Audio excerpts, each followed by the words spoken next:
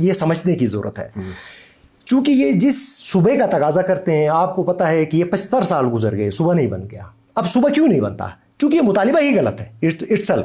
وہ اس لیے مطالبہ غلط ہے چونکہ آپ صوبہ کوئی ایسے ملک کا بنتا ہے جو آپ اس کی ٹیریٹوریل باؤنڈریز کے اندر آپ شامل ہوتے ہیں آئین کے تحت. گلگت بلتستان پاکستان کے آئین کے اندر شامل نہیں ہے. لہٰذا آپ ایک ایسی ٹیریٹری کو جو متنازع ہے, یعنی پاکستان کی دفتر خارجہ آپ اٹھا کے دیکھیں, ان کی یونائٹڈ نیشن جو اس کشمیر کنفلکٹ کے اوپر یونائٹڈ نیشن سیکورٹی کونسل کے ریزولوشنز دیکھیں, مطلب یہ مانتے ہیں کہ ایک یہ متنازع ریاست جموں کشمیر کا حصہ ہے. سپریم کورٹ کا فیصلہ اس کے اوپر موجود ہے. 17 جنوری 2019 کو فیصلہ دیا, آپ کو کہا کہ آپ ریاست جموں کشمیر کا حصہ ہے. آرٹیکل 257 آئین پاکستان کا جو ریاست جموں کشمیر کے متعلق ہے. تو ایک ایسی صورت کے اندر آپ ایک ایسا مطالبہ کرتے ہیں جس کا کوئی رزلٹ نہیں آنا ہے. چونکہ جب تک آپ اس ٹیریٹری کے اندر پاکستان کی آئین کے اندر شامل نہیں ہوتے ہیں آرٹیکل 1 کے اندر مینز, تب تک آپ صوبہ نہیں بن سکتے ہیں. تو اس لیے ہمارے پاس پھر الٹرنیٹ کیا ریمیڈی ہے؟ جب آپ آئین پاکستان کے آرٹیکل 1 کے اندر آپ شامل نہیں ہو سکتے ہیں, جس کے انٹرنیشنل مسائل ہیں, اس لیے آپ کو انکارپوریٹ نہیں کر سکتے ہیں. تو الٹرنیٹ گلگت بلتستان کے لوگوں کے لیے وہ آپشن بچتا ہے جو لیگلی پاسبل ہے, کانسٹیٹیوشنلی پاسبل ہے. وہ کیا ہے؟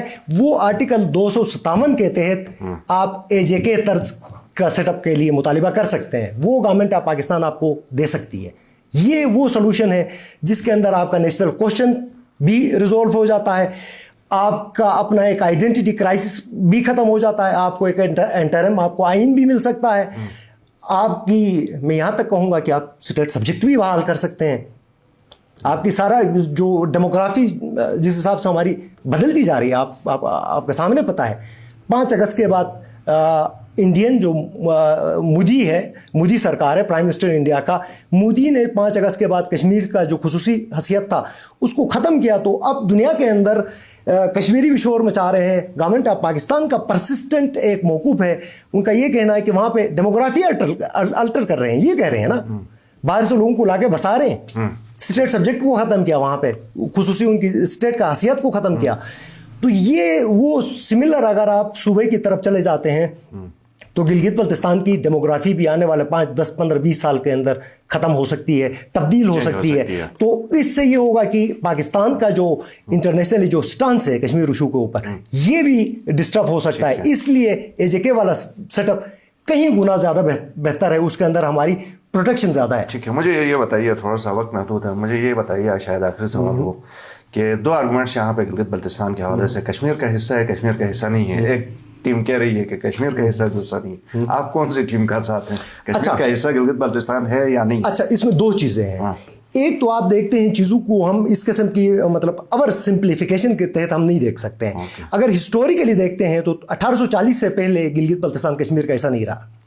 1840 کے اندر ایرا میں دیکھتے ہیں تو پہلے رنجیت سنگھ کے دور کے اندر گلگت بلتستان پہ اندر پنجاب کی سکھوں نے حملے کیے. اس کے بعد جب رنجیت سنگھ کی امپائر کو ایسٹ انڈیا کمپنی نے شکست دیا, اس کے بعد modern Jammu and Kashmir state وجود میں آئی. گلاب